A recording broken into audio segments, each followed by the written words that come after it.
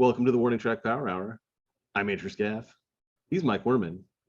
We're going to recap the NFL's Week 6 action, talk about the Major League Baseball playoffs, then preview Week 7 in the NFL.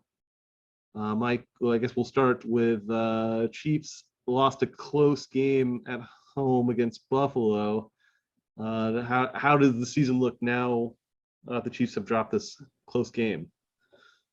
Well, I don't think it looks too bad, really, for the Chiefs. You might remember last year they lost a game to the Bills in much worse fashion than this, and then they came back and nearly got the top seed in the AFC, and did end up with home field advantage throughout the playoffs, and beat those same Bills later at Arrowhead in that memorable divisional game. So, given what happened last year, the Chiefs are looking pretty good, I think. Buffalo is perhaps the team to beat. Maybe they aren't going to slip up the way they did last year against some kind of lesser teams. They lost the Jaguars last year, I think. They lost a couple of bad games. Like they ended up losing 6 games. So that was, they were a good team, but they lost those games to the not so good teams a lot of the times. And well, this year their division is looking better, I think. Especially if Miami's quarterback situation stabilizes with Tua's return. The Jets have been lively. They're 4-2. And the Patriots seem like maybe they've turned it around with Bailey Zappi. And so, they're like 3-3 now. So, I think the Bills might have a tougher division than the Chiefs, which didn't seem likely at the outset of the season. So, given that part anyway, I think the Chiefs look okay. What do you think? Yeah, I think they're much improved from last year, especially on the defensive side. I think offensively, I think they're almost there. It's just a few little timing things with the receivers and Patrick Mahomes. Those are things I think that will get worked out as the season progresses. But I'm not very worried about the Chiefs at all. I think that if that game was 1 quarter longer, I think it could have gone the other way. If I think that few officiating calls go different ways, the game could have been completely different also. That was a close game. It was, I don't think you could really determine which was the better team. In some ways, Buffalo should have had it easier because the Chiefs defense was missing so many starters. This is probably the healthiest Buffalo has been for a while. And so I think given the fact that, the Chiefs, basically 2 of the top 3 cornerbacks were still out. Willie Gay wasn't there. And he's supposed to be back potentially this coming week. This week, I think he's getting back from his suspension this week. It looks like Trent McDuffie is getting back this week as well. And I think the offense is looking a little bit better, at least at times. The running game is still iffy at best. And I think it's because they play Clyde Edwards-Helaire so much. It seems like they give him a lot of time to develop. And if he has a rough start at first, they keep him in and let him go. But if McKinnon or Pacheco have like 1 bad carry, it seems like they're not going to be in it too much anymore. Pacheco gets maybe 1 carry, and if it doesn't go well, then that's it, right? Yeah, it seems strange that they have. McKinnon didn't have as good of a game this week either. No, but didn't have many opportunities after. No. Not a great carry or 2. Yeah, and I think maybe we have Lucas Niang coming back. He might replace Andrew Wiley on the right side, and that might make things a little easier for Mahomes, rather because he had to be more of a magician. Basically, every throw was more. He had a higher degree of difficulty on a lot of his throws than Allen did, and Allen had open guys. The last throw that ended the game was pretty tough. Option for him. But Buffalo's defense, I think, is better than the Chiefs' defense at this point, especially with the injuries the Chiefs have. But I think, and that was one advantage. I think the sometimes you see, well, Josh Allen has, is that his defense is very good. If he has an off game, his defense is going to pull him through. Mhm. And when they play the Chiefs, he doesn't have as high a degree of difficulty as Mahomes usually has it because he plays the Bills defense, which has been the last couple of years one of the best in the league. And it's it was a very close matchup. I think either team could have won, and that's just how it ended up. And I was actually worried the Chiefs might get blown out. I thought that was a possibility. I still bet on the Chiefs. I thought they could win, Mhm. but it turns out I lost by 1 point on that because of That was your only unsuccessful bet this week, my only unsuccessful bet. and by a single point. Yeah. By a single point. We both kind of bounced back from our historically awful week last week, so maybe better times are ahead. But I'm not. Yeah, I like you. I'm not. I didn't feel as bad with the Chiefs' loss as I thought. If they lost, I would feel, I guess. I think a lot of Kansas City fans really expected the loss and maybe even predicted it to be a blowout, like you mentioned. And the fact that they were in it, I think they had a chance to win, but it just didn't quite work out that way. Yeah, I don't think But anybody really everybody's thought supposed to be that happy. they couldn't win when they had a minute and 4 seconds, 5 seconds, whatever it was, when they got the ball back and Mahomes was there, 75 yards down the field. I think they had 2 timeouts even. So Plenty of time, yeah. I think, yeah, I don't think anybody thought the game was lost at that point until the interception was thrown, and then that just ended it. But Did you that could notice have at gone the end of the first half they didn't draw attention to the fact that the Chiefs had a 12-second drive to get a field goal at the end of the first half, which actually beat their 13-second drive to get a field goal at the end of the playoff game last season. Right? Yeah, that was one where they ended up with 12 seconds. Buffalo did try the squib kick this time. Mhm. I think there were like 19 seconds left, and that took about 6 or 7 seconds off the clock. Yeah. But still, yeah, they got enough yardage, and then Butker had enough leg. The 62-yard field goal it could have been good for several more yards. It was a perfect kick. Then of course it was followed up by his miss from 51. And but it's making 1 out of 250 for sure. How about the Chiefs field goal distance record, standing for all of 1 week, 6 days? Poor Matthew Wright. He had a 59-yarder that really kind of moved the Chiefs, I think, towards victory. I think, at the end of the half, they were having a rough go of it. Wright was kind of spotty at best that day, but he kicked a 59-yarder going into halftime after that bad call against Chris Jones, and so he had that he could always like hang his hat on. So I had the Chiefs record for longest field goal, and it was just 6 days later that it was bested by Butker.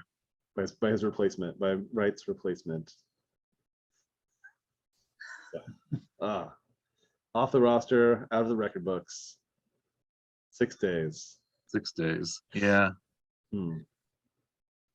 So, any other thoughts on the Chiefs going forward?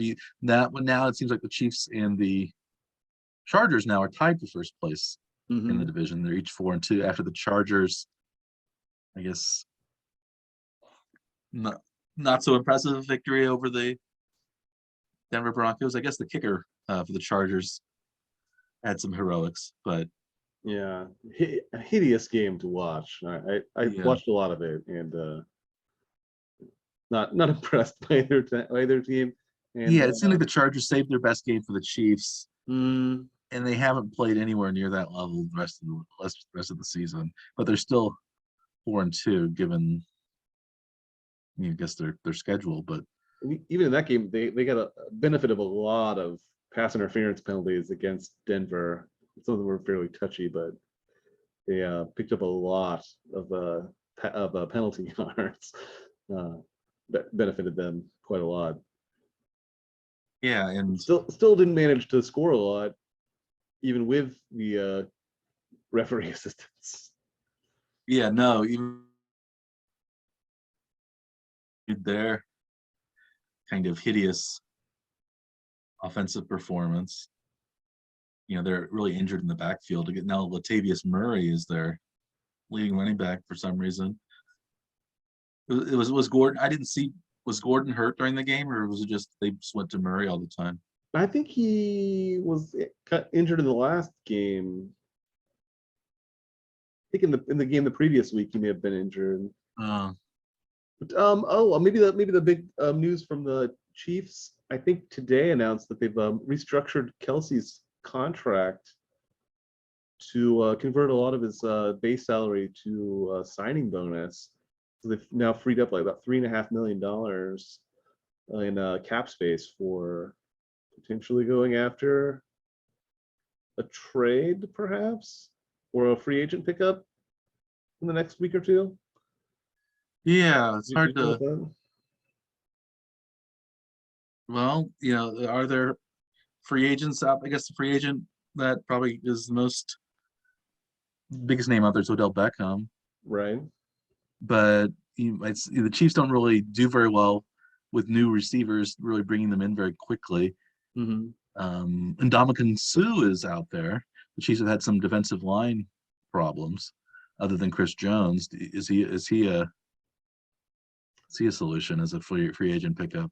It's possible. I kind of hope not, but I'm not a fan. Never been a fan. Even back to his Nebraska days, not a fan. He is kind of a dirty player, but he gets the job done. If he's on your side, it's good to have. He started like that. You're okay with getting some of those jerk players. I remember a line. I'm pretty sure that you had at one time was like, "But if he's your jerk, then it's fine, right?" Yeah. He's a colorful character that way.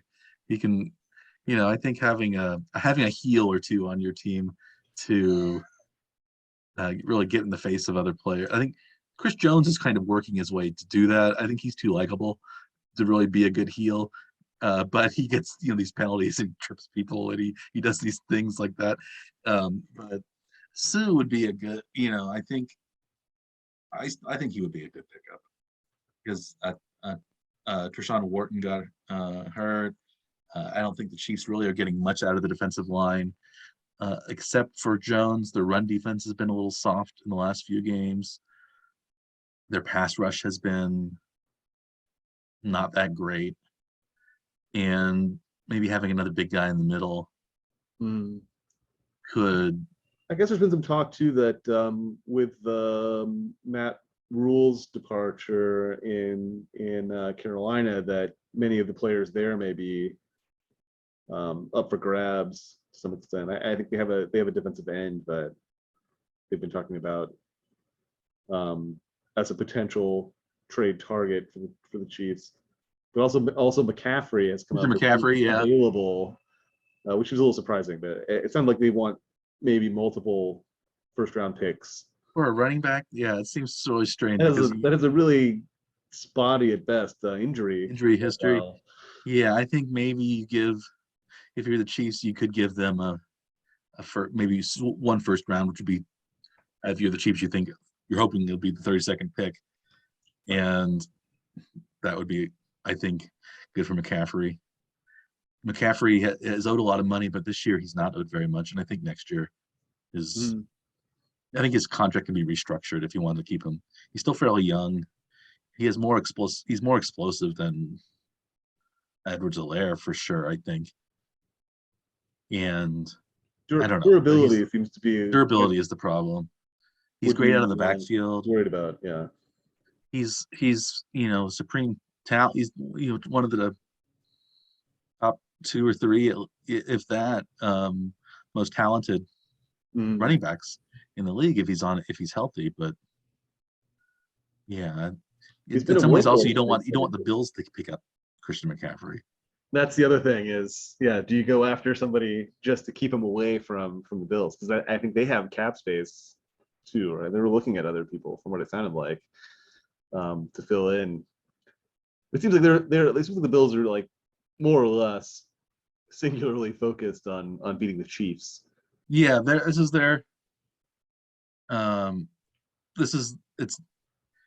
was their Super Bowl basically, beat the Chiefs in the regular season this year. It's like it was kind of the Chargers, geared up so much for the Chiefs, and so did the Bills. I think kind of like the way I think the Chiefs really geared up to beat the Buccaneers this year. I agree. That was their game that they really wanted to show something. None of the other games I think have had that intensity.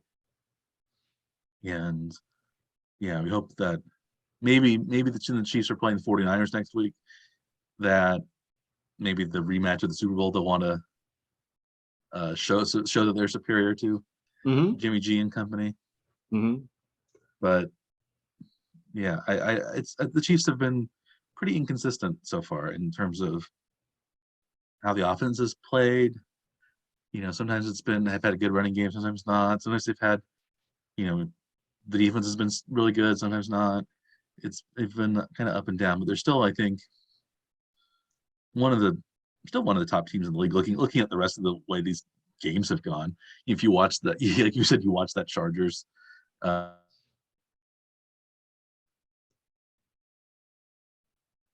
The Bears and the Commanders, how bad that was. There's been a lot of bad football, or the Tampa Steelers game. Games like those that are slogs. Right. Yeah, it hasn't been. There have been a lot of those games like you mentioned. Yeah, been basically unwatchable. And a lot of the primetime games have been really terrible. That's what makes it like harder. Yeah, poor Al Michaels hasn't seen a good Thursday. Well, he saw a good Thursday night game with the Chiefs Chargers, but since then there haven't really been too many highlights on Thursday. That one was early enough in the season that the teams aren't all just exhausted for the Thursday games. Like maybe that's just how it's going to be. Like the first and maybe second Thursday night games are tolerable, and the rest of them are just going to be awful because they're just. I don't think players can be ready for those the way they're ready for a Sunday game after 6 days off. That's just what it seems. But it seems like you would think, well, maybe the offense, and maybe the offenses will be strong because the defenses won't be able to figure out, what to do or something like that.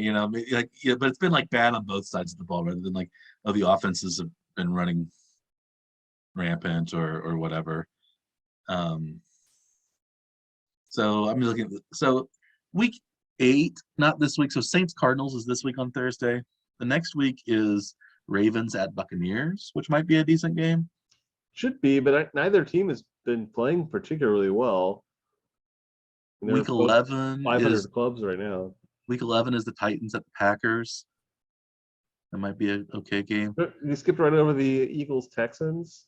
Eagles Texans. Yeah, I did not think Eagles Texans. Falcons Panthers. I'm also not really excited about in week 10. There's no week 12 game because of Thanksgiving, which seems. There's like 3 games then. Thanksgiving. Yeah, I guess it doesn't count as a Thursday night Amazon game. I guess they're all on. Oh yeah, they're on network TV. Yeah, that's Bills Lions, Giants Cowboys, Patriots Vikings. The full Thursday slate then. So the Patriots get 2 weeks in a row on Thursday because they play week 13. The Bills Patriots week 13 could be a good game. Raiders Rams might be all right. I think there's some interesting matchups as time goes. Well, the Titans get 2 Thursday games. The Cowboys Titans last week. So I think maybe the matchups might turn around for Thursday, but so far not that great. We'll see what Jacksonville Jets. Week 16. That's not a good one. That's not one that I have highlighted anyway. It could turn out to be a great game. Zach Wilson against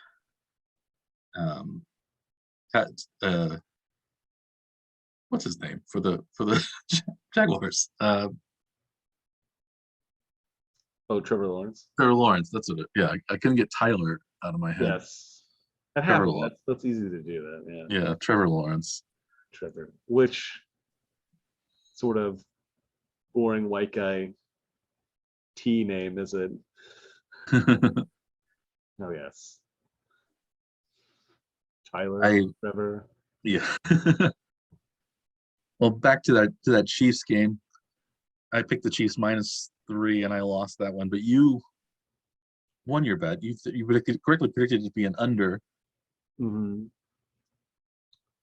What was the final? What was the total? That was The over-under number was 54. And the final was 24. 44. So comfortably. Yeah, 10 points under the under-over line.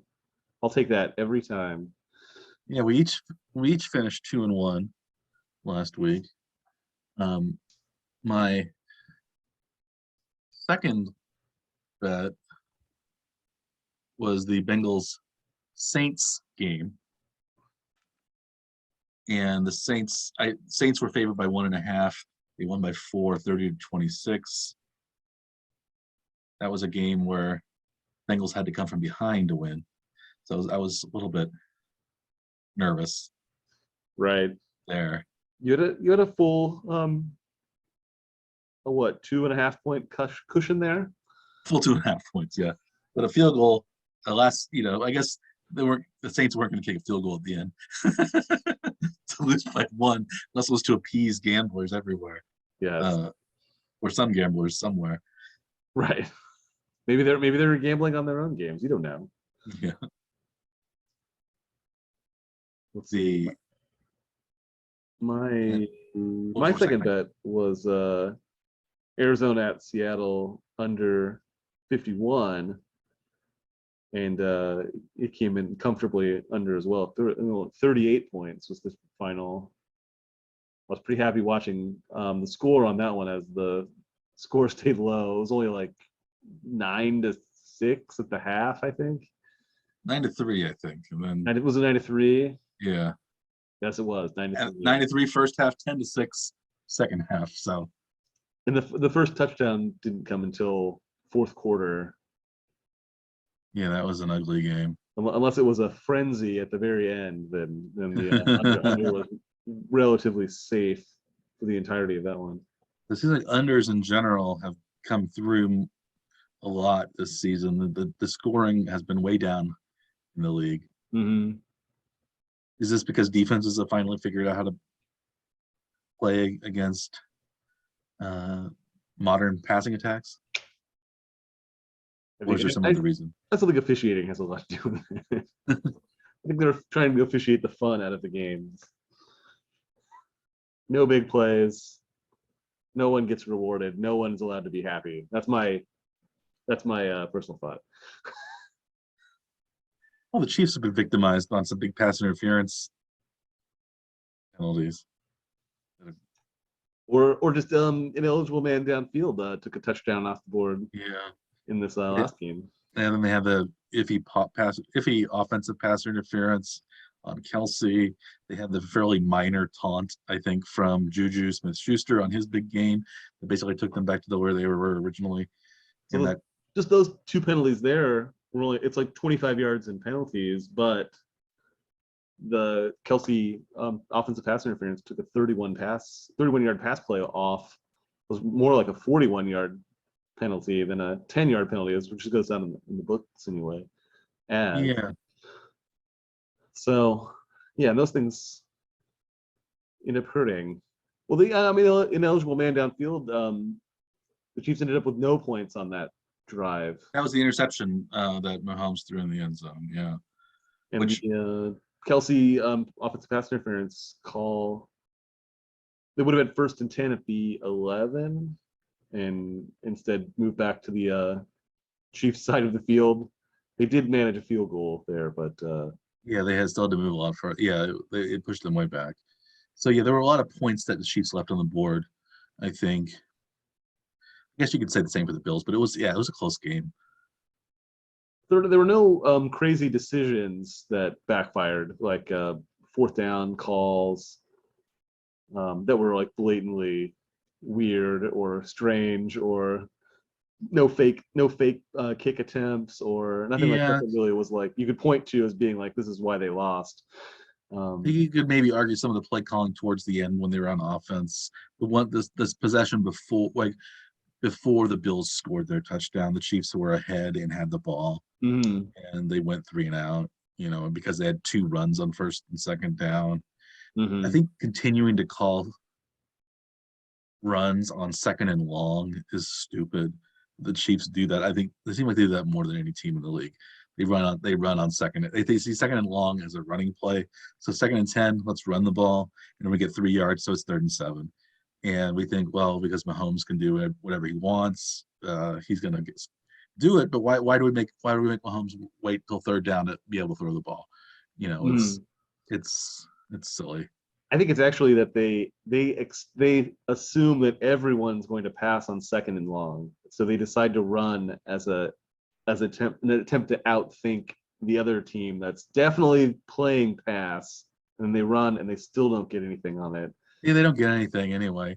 It's unfortunate when that And they happens. like to run. They like to run on 2nd and short too, which is also a waste Mhm. because 2nd and short's when you have you're already in manageable 3rd down position if you don't get anything, and you should just I think go for a pass. Take a shot. Yeah, yeah, Maybe not and just go for a pass, but go for go a long. big Yeah, pass. That's the conventional thinking, though, Mike. I think they don't. I don't think they like that. I think whatever's convention. I think they try to do the other thing. they do try to be. I think they do try to get too cute nuts and Mhm. at times, and I think they take the ball out of Mahomes' hands at the wrong times because I think if you want the game to be won, I think you want the ball in the hands of your best players. Mhm. And running backs just running the ball are not the Chiefs' best players. I mean, it's no Matt LaFleur and Aaron Rodgers and the playoffs taking the ball out of your best player's hands situation, but it's in that same sort of realm, at least. Yeah, it seems like maybe the Packers have missed their shot at having their Aaron Rodgers in his prime. He seems pretty pedestrian this year Mhm. and not being able to throw the ball terribly well. And the Packers have been not so great. No, not so great.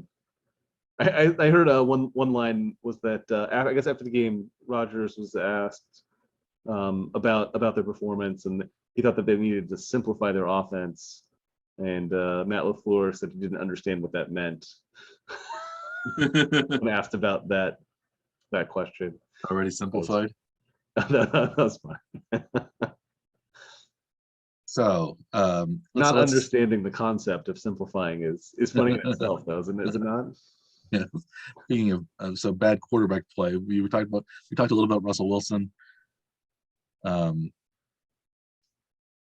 and how many touchdown passes does Russell Wilson have this year through Oh, six games? I think it's not very many. Um, well, they did score one touchdown Monday night, but I can't think how they did it. I'm going to say 3 touchdown passes. He has 5. He does have Okay. 5. But so 5. still less than 1 per game then. Mm-hmm. 5 would tie him with Cooper Rush, with Joe Flacco, who only played 3 games. He hasn't played all of the games, right? Daniel Jones, who's leading the surprising Giants, and Davis Mills of the Texans all have 5. Yeah, the touchdown numbers have been down for everybody this year. Even Matthew Stafford only has 6, Jalen Hurts 6, Kyler Murray, Jacoby Brissett, Marcus Mariota, Ryan Tannehill, they're all with 6 touchdown passes. So even several starting quarterbacks have only averaged 1 touchdown pass a game. That would be only 17 over the entire year, and that's not very many for a modern NFL quarterback. Josh Allen and Patrick Mahomes are, of course, leading the league with 17 touchdowns each passing, 4 more than Lamar So Jackson. even if they quit at this game, they'd still average 1 per game for the team's games, right?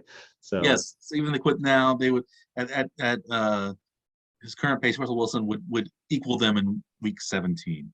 He could hope for that total at Yeah. the end of the season. Yes. Russell Wilson is among the league leaders in being sacked by as well. Do you know who has been sacked the most at the quarterback position? Ooh. Here. Let's see. I remember seeing Stafford was sacked a lot, I think, in the first week, but I don't know if he's been sacked any time since then. Matthew Stafford's been sacked 22 times. That's a lot of hits in 6 games. That is good for third place. Okay. Two above him.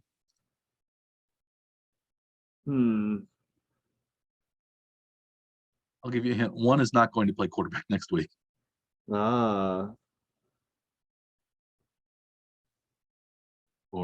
is likely. So Cooper Rush. Has he been sacked that many times? Cooper Rush has been sacked. Must be him. Not him. Cooper Rush has only been sacked 7 times. He's good for 30th on the list. Wow. I was going off of the not playing next week. It seems not like playing next week. Prescott's likely back next week. Let's see. Pickett is probably not him because he hasn't played enough. I don't know who is it? Carson Wentz. Oh yeah. He hurt his finger. He's going to play next week, is he? No, he's hurt his finger.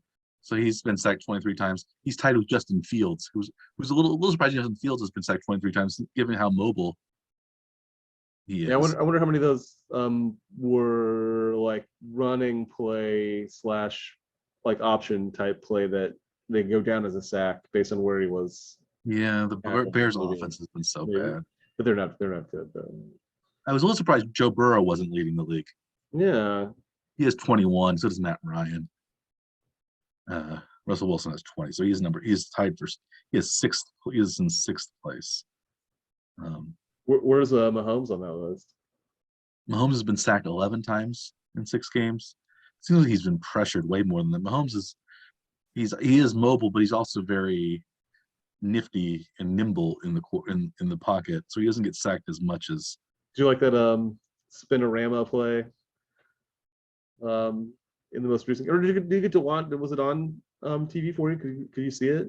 I was able to watch the game. Yeah, I had a power outage that went out in the first quarter. Okay. So I didn't see the touchdown that was called back. So I missed that part of the drive. The power went out for like a minute, but I got it on Paramount Plus. So the modem was out, so I had to wait for the modem to reset. So it took about 3 or 4 minutes to get back on. So I missed that part where the Chiefs were driving, that first drive. But yeah, Mahomes has been sacked 11 times.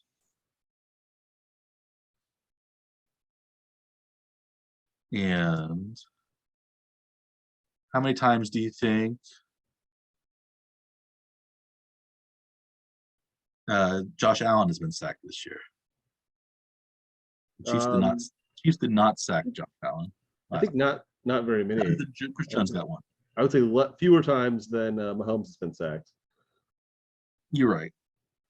I'll say not that many fewer. He's been sacked 9 times.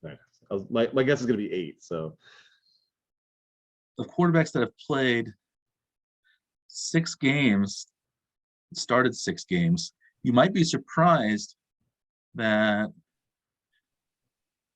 Justin Herbert has only been sacked 7 times. That leads the league. Because he got hit a few times in the game with the Chiefs. Yeah, because he's only been sacked 7 times this year. And he didn't miss a game with the injury either. No, he's played all the games, all the snaps. Yeah, that's pretty impressive that he's managed to avoid getting hit that many times, especially with trying to protect ribs. Another surprising stat you might find: Tua Tagovailoa has only been sacked 6 times, despite his injury. Probably because he's missed 3 games already, 4 games. Yeah, he's missing parts of. He's started 4 games, so he's missed 2 full games and part of another. Mhm. So yeah, 2.5. How was your third pick, man? We should probably wrap that up. Oh yeah, my third pick was Tampa Bay Pittsburgh. I picked the under.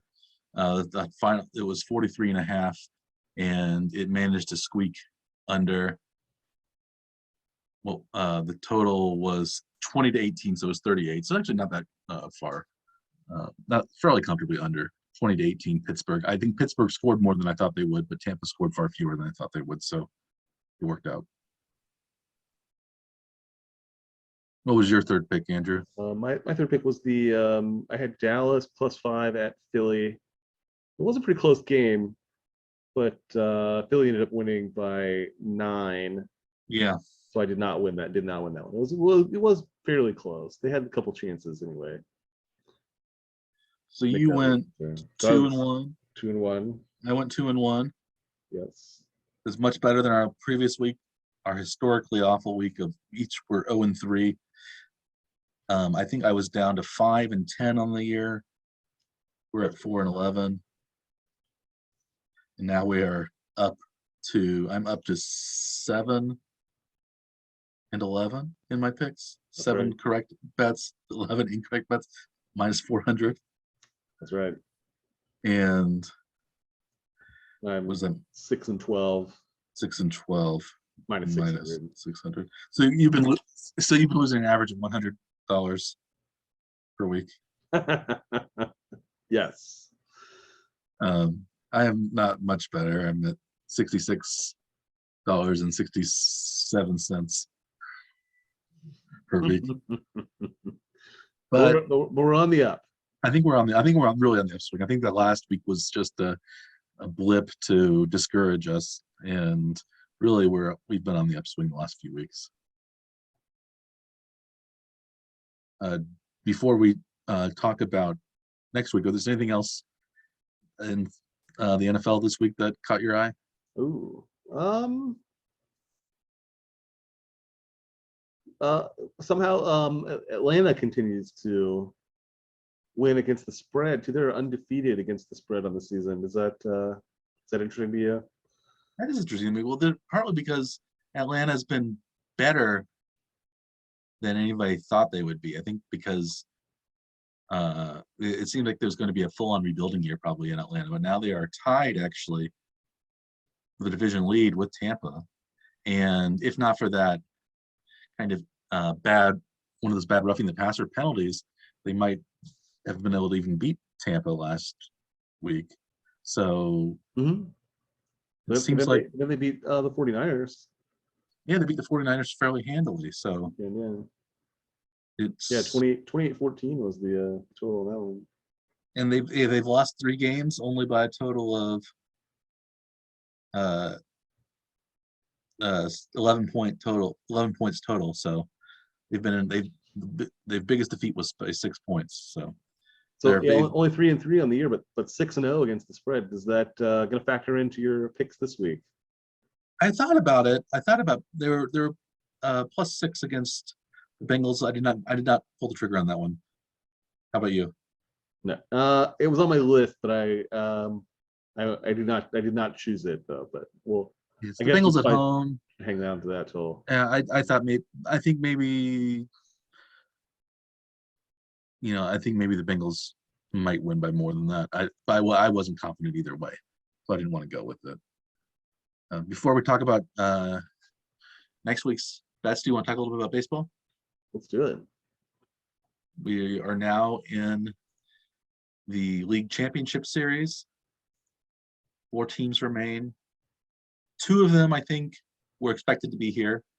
Both of those teams are in the American League, New York and Houston. And then we have 2 very surprised teams that neither of us expected, but I think both of us are happy to see. And that's the Phillies and the Padres. Each of us had a pick of who we wanted to make it to the World Series. Both still alive.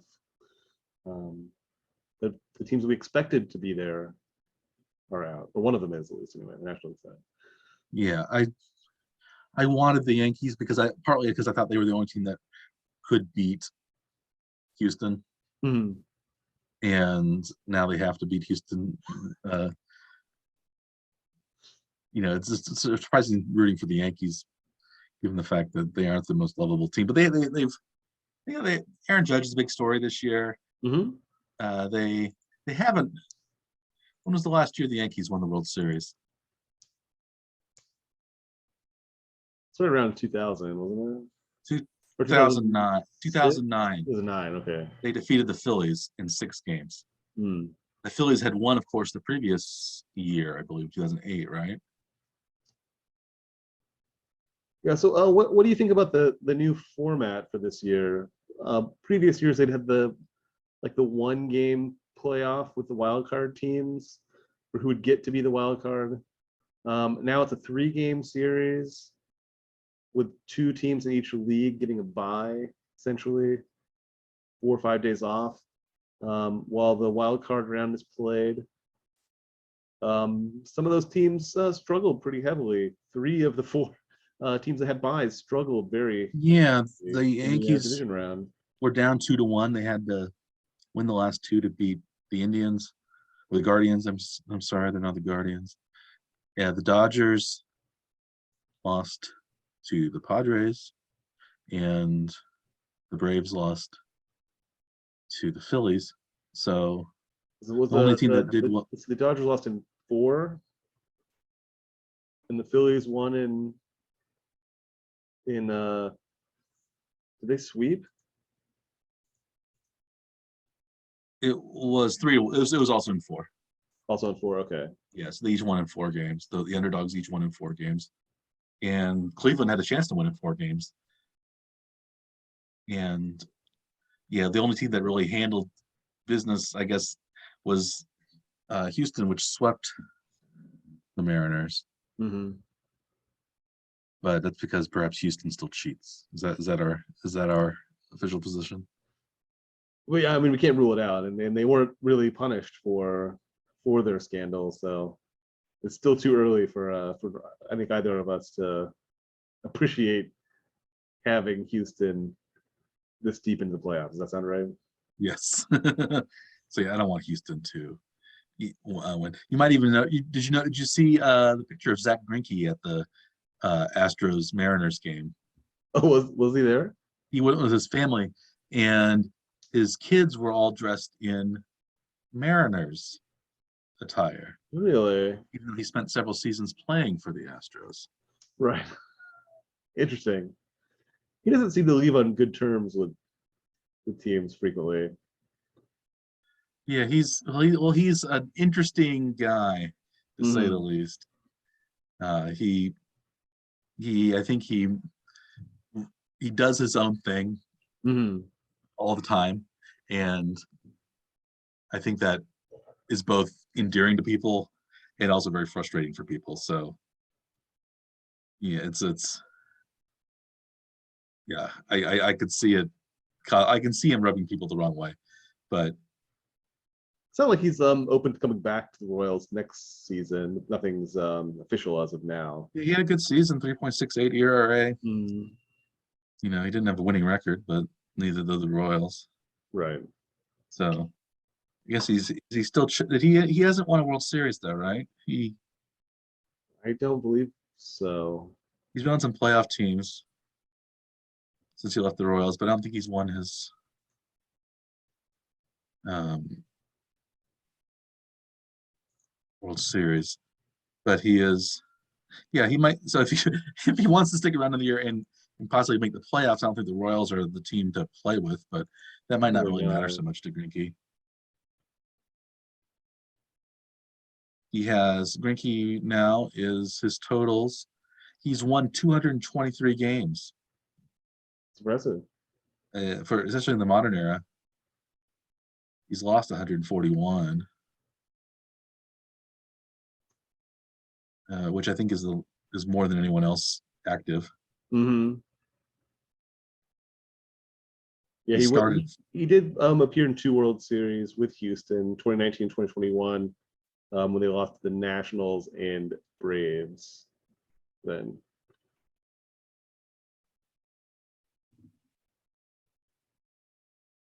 if you were. Yeah. The Yeah. do you know who the current leader for active wins is? Active win leader, current leader. I'll guess maybe Verlander. It is Verlander, 244. Yeah, he's Greinke, been 223. pretty steady since his. Did he lose 20 games in his first season? Verlander? Yeah, I think he was one of those guys that like they brought him up and like when he first came up, he was Those were some of the other. lost a lot of games. I mean, that Those wasn't were some him. of the other. I think Mike Maroth and people like that. Some of the other Detroit pitchers. Uh, Verlander, his first full season, he went Oh yeah, 17 he's and pretty 9. He good. went 17 and 9. He did lose 17 games one year. But yeah, he's on the Astros now. Yeah, He also has yet to win. Verlander came up almost the same time as Greinke. Yeah, Verlander came up in 1 year, 2005, 2006. Greinke was Greinke in 2004 was yeah. his first year. Greinke was young when he came up. He was only 20 years old. He had a 3.97 ERA in his age 20 season. Then he lost 17 games his second season, Yeah, and then went to the bullpen for a while. Kind of went out of baseball for a while after that year, right. and then came back. And yeah, so there's only one other pitcher that has more than 200 wins who's active. Hmm. Can you guess? Is it with his former teammate Max Scherzer? It is Max Scherzer. He's at 201. There are two who are close. One who will pass 200, maybe, is Clayton Kershaw, as if he plays next year. Isn't there some possibility that he won't play next year? Who? Kershaw? Kershaw? I don't know. Is there? You think he's gonna retire or is he dealing with injuries? He's gonna think about taking a year off for injury. It said he was undecided on retiring, Okay, he'll be back then. but then I see he reiterated his plan to play in 2023 2 days ago. Yeah, So maybe he's going to play. I think a lot of times they ask players that right after the season's over, and they always say they're gonna evaluate it, and yeah, they'll always be back.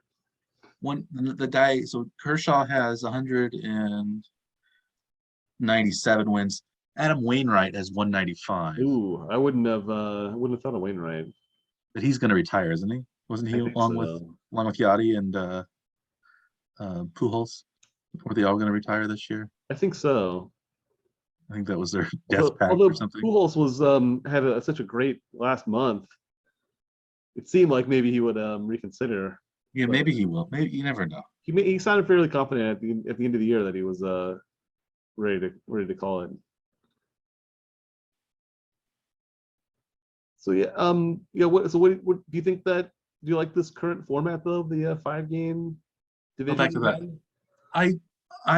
The thing I don't like, I don't mind the current format. I don't like that they got rid of the 1-game playoff for the division lead, which would have been a Mets Braves 1 game, 163 game 163 to determine who won the division. Right. I don't like the tiebreaker procedures. I think they should have a 1-game playoff and then do the current format. I don't think that really hurts anything. I think they didn't like the year. Was it the year before or 2 years before where they had like 3 teams had to play? There was like a tie scenario where they had to play a couple of games and not just one to determine where everything splits. I think that's probably reaction to that. Yeah, but that's how often does that happen? Yeah, no, I think that was it. That was the only time it's ever happened. Yeah. So sure. But the more teams you add, the more likely there's going to be ties. Because usually the top 2 teams have some separation from each other, but then it usually bunches up. When you get down to like 5, 6, 7. That's true. There's usually some bunching there, and I think the odds of it being, in different divisions with tie records is higher, and then it creates more possibility for, having to play this sort of game about who plays who and what order and how many games you might have to figure out to I decide guess so. I guess that's right. I would have liked to see the ahead of Mets and time. Braves one game though, because that would have determined, because that was either you were a wild card team or you were the number 2 seed Mm-hmm. in the league, and so that was I think a big deal. The tiebreak kind of was not so good. I would have Do you root for I'm chaos in those scenarios though? Like you want as many teams tied as possible, just so it can be messy to unfurl the the giant knot that those can become. yeah, it's almost unfair to have a 1-game baseball playoff You may as because well flip a coin because it's every basically the same baseball game is odds, so right? random. I guess we were lucky because the Royals had that brilliant 1-game comeback against the A's in the 2014 wild card. That wouldn't have been a memorable moment had it not been a one-game playoff. Mm-hmm. They likely wouldn't have made it to the World Series the next year if they lost that game. I think they carried that. I World think so Series too, loss and I think the whole next season. I think that gave them momentum and also gave them confidence that they could beat playoff teams, not just beat the A's to get into the thing, but they Mm-hmm. rolled the Angels, they rolled the Orioles, and then they almost beat the Giants, and then they rolled through the next year. So it was, yeah, I think that was. What do you think of the new format? I mean, I think maybe it's okay to have that 3-game series to start with, but I think this round should be 7 games for the division round. I think so too. I think 7 games, because especially if you want to give somebody the advantage of having the bye, you also probably want to give them the advantage of 7 games because it's less random than 5. Mm-hmm. And I don't think it really. Because the bye turned into a detriment more than an advantage. Like maybe they got a little healthier, but then they seemed like they were rustier. Because three of the teams struggled. 2 of them ended up losing. One, the Yankees ended up managing to like recover in time to still win their series, but I don't think that's how they wanted to end their season when they expected probably to at least be in the World Series. Yeah. But nearly losing in a round that they had to wait to play. They did have a couple of rainouts in that round too, which made the series go longer than it should have in Yeah. time. Who, But yeah, that was weird. Two different games were rained out. Did you notice that? yeah, two games were right now. 4 and 5 maybe, or 3 and 5. So. Yeah, four got rained out, pushed back a day, then 5 got rained out, pushed back a day. Also, yeah. So who do you like in these championship series? Well, I think the National League gets the 2 teams that we want. Each of us wanted one of the teams there. So I'll stick with my Padres guess.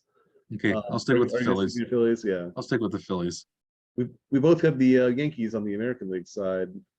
The team that I wanted to win has already lost in Seattle. Yeah. So it still leaves my expectation team of the Yankees.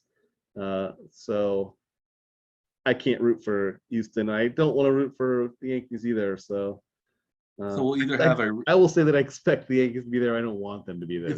If the Yankees don't win, want Houston to be there. You'll either have a rematch of the 1998 World Series where they beat the Padres, or the 2009 World Series where they beat the Phillies. So you have that to look forward to. Right. Yes. I'm sure the Major League Baseball was upset that the Dodgers and Yankees did not meet. That would have been a big clash. But I think Houston Padres, Astros Padres, I think is the least appealing for Major League Baseball, I would say. What do you think? Yeah. Typically they want the biggest markets to be in the game, unless there's a lovable team that might draw eyeballs for let's see if they can upset the Giant or something like that. But the Royals were kind of that lovable team for some, I think. it could they at least Yeah, they could have been pitched that way for marketing reasons. I don't think you can pick any team that Manny Machado is on as a Being lovable team. lovable. Yeah, no, I don't. I think this one's Or Fernando tough. Tatis Jr. Given. Yeah, the Padres have been remade so much that they're not as likable as they had been. No. Maybe even just earlier this season. So that's kind of disappointing anyway. And Bryce Harper's not hasn't been the most likable player either. Right. The Phillies. So But Philly's at least a big city. It's a big city. I think San Diego's not necessarily a big city. It's not small, but it's not a big city. It's in California, which is a big state, so maybe that's enough for Major League Baseball to be satisfied with. They may like the Phillies, Yankees, because that's a very old. But it doesn't really incorporate the whole country though, so I think they're like the New York, California sort of rivalry. I think baseball is going to hope for that. Okay. But I could see either. I think they just want the Yankees to be in it. I don't think it really matters after that. I don't think anybody wants to see the Astros in another World Series, other than the Houston metropolitan area, which is what, like the sizable. I think it's the fourth largest city. Maybe pressing into the top three, even potentially if it's coming up. Yeah, I think it's grown a lot population-wise. So right now. Oh, okay. So actually, Houston is the fourth largest city, but Dallas is the fourth largest metropolitan area. Houston is fifth largest. They're still both about 2 million below Chicago for number 3. Okay. Philadelphia is number 7 with more than 6 million. San Diego is 17th, 3.3 million. So New York, Philly would be the biggest metro areas. Yeah. So yeah, I think yeah. So baseball for television purposes is looking at that for their marketing possibilities, and having the 2 largest metropolitan areas in that World Series would be probably best for them. But I think in this case, it's maybe not the best because they probably want the more of the country incorporated than just the Northeast. Yeah. So I don't know. I would like to see Bryce Harper win a World Series just to get back at the Nationals for winning without him, right? Yeah, I think I would be.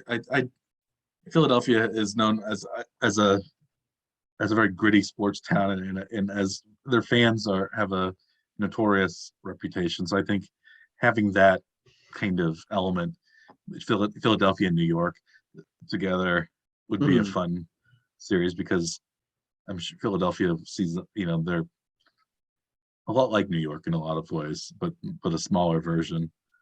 And yeah, I think that could be a fun series. And I'm in Pennsylvania right now, so I can see that. How many Phillies games have you gone to this year? I've gone to 0 Phillies games. See, I've gone to 0 Phillies games in my life, I think. Never at all? No. I may have seen the Royals play the Phillies years ago, but probably not. I don't know if I've ever seen. Yeah. They're interleague. Yeah, I'm on the Pirates side of Pennsylvania, so. Yeah. How many Pirates games did you go to this year? I haven't got any this year. I went to one last year. Also 0. I went to one last year, so. Okay. I've also gone to some. Oh, I have seen the Phillies minor league affiliate play. Oh. I saw them play the Pirates minor league affiliate in Altoona. Do they have a ridiculous name? The Altoona team is the Altoona Curve. There's a famous railroad curve that goes through Altoona. But they have a curve mascot, and they also have Al Tuna, a fish mascot as well. Naturally. And they are the AA affiliate of the Pirates. And the Reading, Pennsylvania is the Phillies AA team. and I've been Anywhere? Is that near you at all? Reading? it's closer to Philly. Yeah. The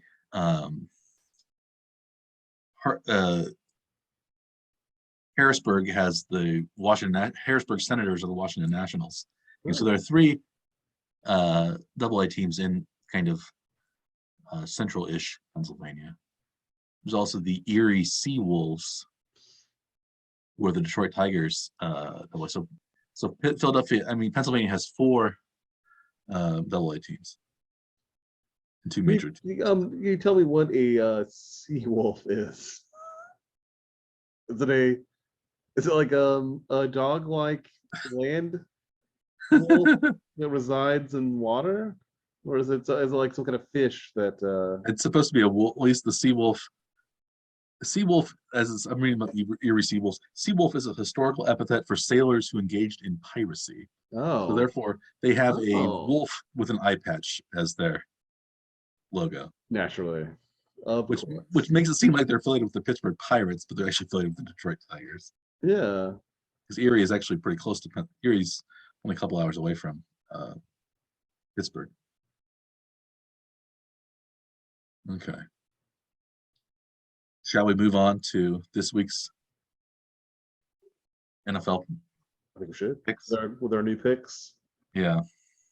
Where are we starting this time? I'll go ahead. Since I lost with the Chiefs last week, I'm going back to the well, and I'm going to bet the Chiefs this week. Okay. They are playing at San Francisco. They're currently 3-point favorites. I'm going to go Chiefs -3 to beat.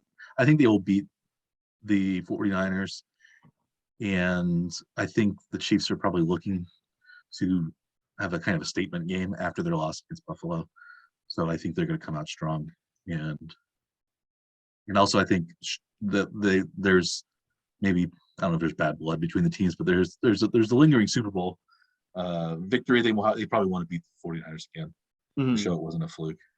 Although the 49ers might really want to beat the Chiefs as well. Avenge that loss, possibly. But I like the 49ers came off a bad loss to the Falcons. They don't have much of an offense. Their running game, they're injured. The running backs are hurt. I think I like the Chiefs. I think the Chiefs will win. So a field goal, I think, is worth plus -3 isn't too much to overcome. Really, if you think they're going to win, you think they'll win by more than a field goal anyway. Yeah, and if it's just a field goal, I'd at least come out of the push. Maybe two safeties. That was good. I think they'll win by a touchdown. That seems like a safe, at least full guess. If not, do you like that game for one of your bets? I do that. That's one of the ones I've been relatively successful at recently. Was betting on the over/under in the Chiefs game. I think this may be more of a defensive struggle than the line suggests. Which isn't a super high line, but it's 48.5 points. I'm gonna take the under on that. I think it is going to be a little more defensive. San Francisco's offense has not been that impressive. I think we're in for a fairly low scoring game from them, at least. So I think that may be low enough that the 49ers this season manage keep that under, get the win and keep it under. So, but I'm going to take the under on this game. They had one high scoring game. Again, at the Panthers, they won 37-15. Other than that, they've scored 10, 27, 10, 24, and 14. So yeah, I think the 49ers offense I don't think is that strong. I think Chiefs are getting a lot of their players back. Willie Gay's coming back. I think McDuffie will be back. Mm-hmm. So I think that will strengthen. I think the Chiefs defense will be stronger this week than it was last week. And they only allowed 24. Buffalo, who has a better offense. It's maybe the best offense in the league. Yeah, but yeah, certainly better than the 49ers offense. Mm-hmm. So, it's going to be away. But yeah, I don't think that's a bad bet. Yeah. How about your second bet? My second bet, is one that I think is an interesting one. It's a team that's not. I'm betting on a team that's not very good, but they're at home. This is the Washington Commanders, and Washington is missing their starting quarterback, Carson Wentz, for the game. But their backup is Taylor Heineke, who has been a decent quarterback for Washington over the past couple of years. He started a playoff game. He had a he was the starting quarterback last year, I believe, and he let me pull up his stats real quick. Last year, you seem to have the team behind him. he did. He was 7-8 as a starter last year. Passed for over 3,400 yards, 20 touchdowns, 15 interceptions. So he's not a great quarterback, but I think he's somebody that is inspiring to Washington. Mm-hmm. And he's their guy. And they're favored. They're playing Green Bay, who's favored by 5.5. I don't think Green Bay has shown they can beat anybody by 5.5 on the road, especially. So I like Washington. I like Washington with the points to keep it close. Mm-hmm. Green Bay's offense hasn't been good. I think Washington can keep up with Green Bay. That's my guess. That's my hope. It's possible this is the week Aaron Rodgers turns it around and throws 5 touchdown passes and Green Bay rolls 31-6. But basically, you couldn't be 35-6. You couldn't. It wouldn't be those 5 touchdown passes. I guess they could miss 4 extra points and still only get 31 points. It's true. Yeah. That's true. But I think it could be that week. But I'm picking. I think Green Bay still might win, but I think the 5.5. There's a lot. 5.5 points is a lot of points on the road. Mm-hmm. How about your second pick? I think I'm going to go to an underdog for the second pick too, and I'm looking at the Carolina game at home against Tampa. Even though Carolina in disarray, I think can cover the 11-point spread that they have. I think Tampa's offense has not been terribly impressive recently. I think Carolina's been pretty decent at covering the spread too. It's a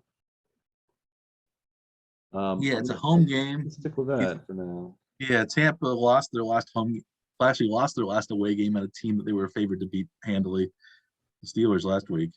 No, I'm sorry, I was wrong. Carolina is terrible at covering the spread. I'm going to go with it anyway. 1-5. Worse, 11 points worse than the NFL, but 11 points seems like even that should be coverable. Against Tampa, who's not playing well, pretty much disarray. Brady's angry with his offensive line. He's not even showing. He's going to Robert Kraft's wedding on Saturday rather than showing up at the. Yeah.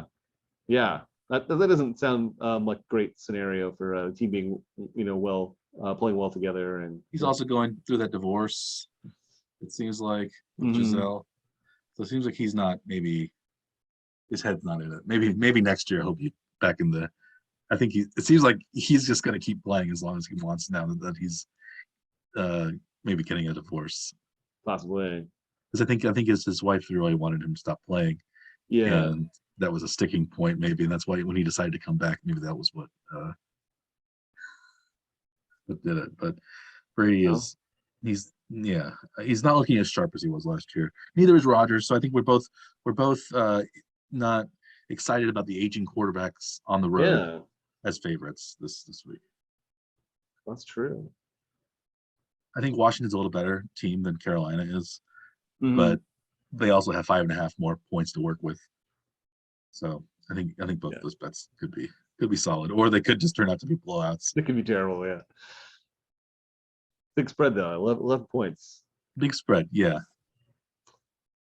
How about your third pick? My third pick is an over/under, and this is at Dallas. This is the Lions at the Cowboys. The Lions are coming off a bye, but they're coming off also a 0-point performance at New England last week, and the week before. And the Cowboys have a strong defense. And you've heard of that as not ideal. Yeah, I don't think. Yeah, suboptimal. And we don't know who the Cowboys' starting quarterback is going to be. Rush kind of turned back into the pumpkin that he wasn't really playing that well. He was just riding the coattails of his defense, really, through those 4 victories. Dak Prescott has that injured hand. You need your thumb to throw the ball well. Breaking news on Morning Trip Power Hour. So it's an under 48. So I could see the Cowboys holding the Lions 10 points, 17 points. I don't see them scoring themselves more than 30 points. So I like the under there. Under 40. Well, it has been pretty prolific at scoring though too. Yeah, they were for the first few weeks. They were really high scoring. Then they not necessarily against good defenses though, I think. Too. No. They scored a lot against the Eagles. A lot of that was in garbage time. I think Dallas's defense might be the best in the NFC. And especially with Michael Parsons playing well. I think this is this matchup of traditional Thanksgiving hosts, I think the Cowboys. I don't know whoever's quarterback for the Cowboys. I think will. Seems as though Dak should be back soon. It sounded like he was already talking about being healthy last week, but I do think Dallas wanted to ride his win streak Cooper Rush's win streak as long as they could. Too, I think that's something like mental about a team not wanting to break with what they're doing if they're still winning. Yeah. I think the Cooper Rush last week. Now that's over. I think it's 1 touchdown, 3 picks. Yeah. He only threw for 102 yards against the Rams the week before, but they still won. So yeah, I think that may be a sign to go ahead and make that change back. It seems like as long as Dak is healthy. Yes, well, I'm thinking that whoever starts is probably not going to be too terribly powerful in terms of throwing the ball well down, way downfield, getting lots of touchdowns, things like that. The Cowboys' running game, even with Ezekiel Elliott and Tony Pollard, has been kind of iffy lately. Yeah. So I don't know where those points are coming from on Dallas. And if they can hold the Lions, I like that bet. How about you for your third bet? My third bet, I'm gonna follow your advice, even though you've not actually bet on them this season, even though you've been talking about them a lot, and they're definitely your darling team. The New York Giants keep winning. My New York Giants, the G-Men. They're an underdog on the road against Jacksonville this week. Only 3 points, but still, I'm going to take the Giants +3 at Jacksonville. Yeah, Jacksonville looks like when they beat the Chargers on the road, it looked like maybe Jacksonville's turning around. Maybe Trevor Lawrence is the real deal, but I think they lost 3 straight. And not so great, I think, in some of those games. Yeah, they've lost the last 3. Eagles 29-21, nothing bad there. 13-6 to the Texans at home, not so good. Lost at the Colts 34-27. Team they shut out before, but the Colts I think are turning it around. I think they're not. I don't think they're as bad as. I think maybe that they were ever as bad as they started. But anyway, I don't think Jacksonville a little livelier maybe than they have been, but the Giants have been beating some good teams. They beat, they haven't been doing it by much. They won, they won on the road against the Titans. They beat the Ravens at home. So they don't even have to win this game. They just have to lose by less than a field goal. So against a team that's not in a great position. I mean, just you see just the records: Giants at 5-1, Jaguars at 2-4. You'd think that the Giants would be able to win that game. Yeah, they beat the Packers just based on wins. So the idea would be that it's not going to be bad weather. You give 2 or 3 points to the home team usually. I don't think Jacksonville's much of a home field advantage for any. They don't have a terribly raucous atmosphere. I don't think so. That's almost like saying on the neutral field that they would favor Jacksonville, or at least a pick'em game, which seems a little strange to me. So I would see the Giants as coming into their own under Brian Dable. Jacksonville did manage 60,000 fans to their game against their that ugly game against the Texans. 68,000 seat stadium, 88% capacity, not bad. Maybe they do They have might a not. base, Mike. They might not come back if that Texans game was any indication. They might. They Yeah. might. Well, there might be more. There might be a lot of New York fans. It's Florida. A lot of snowbirds. A lot of retirees. Most of them are probably Southern Florida rather than Jacksonville, but There has been a not bit of too a cold far. snap this week, so maybe they will all flock down to Jacksonville. Yeah, I could see that. So yeah, maybe it'll be like sort of a home-ish game for at least not more neutral environment for. So yeah, I like the Giants, but I always like your picks. I always like my picks. Yeah, we do terribly. So what does that tell? But we're on the upswing, so I think we're on the upswing for sure. let's see. 2 more weeks is possible. I could be back to 500.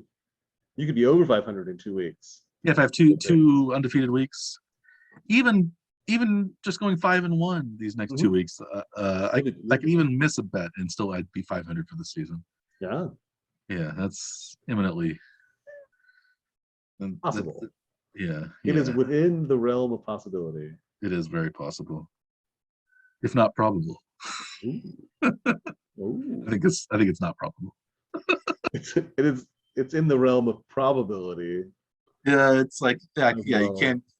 Possibility. You do sometimes get snake eyes. You do sometimes get double sixes. Mm-hmm. Yeah. If I was truly flipping a coin, I would be 1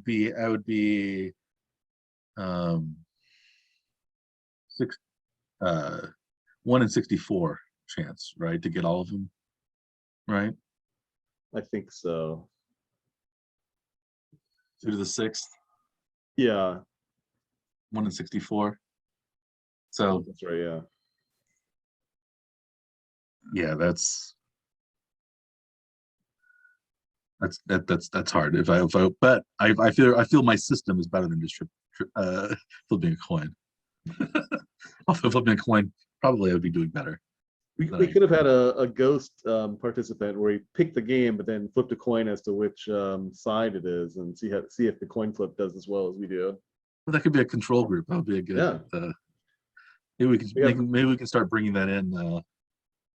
Introduce next week. Control group. It sounds like a good idea. We could have it pick different games than. We could have a dartboard. We just put all the games on the dartboard and just fling a dart at the board and see which game it picks, and then flip a coin as to which side of it goes to. That sounds let's you have a dartboard in your office? No, I don't think the building administrator would be terribly happy with me installing one. But that doesn't mean I won't. Okay, we'll put that in the maybe pile. Yes. All right. Do we have anything else to add for this week, or should we wrap it up? I think that's it for this time. All right. This has been another exciting and informative Warning Track Power Hour broadcast. I, as always, am Dr. Michael Werman. He, as usual, is Dr. Andrew Scaff. We are the Warning Track Power Hour. Please like and/or subscribe to our many delivery channels and methods, whether it be YouTube or podcast. And on that note, I wish you good luck in your NFL viewing, and perhaps if you are even brave enough for your NFL wagering this week. And we'll see you again next week to discuss our victories or perhaps lick our wounds over our losses. Until then, good day.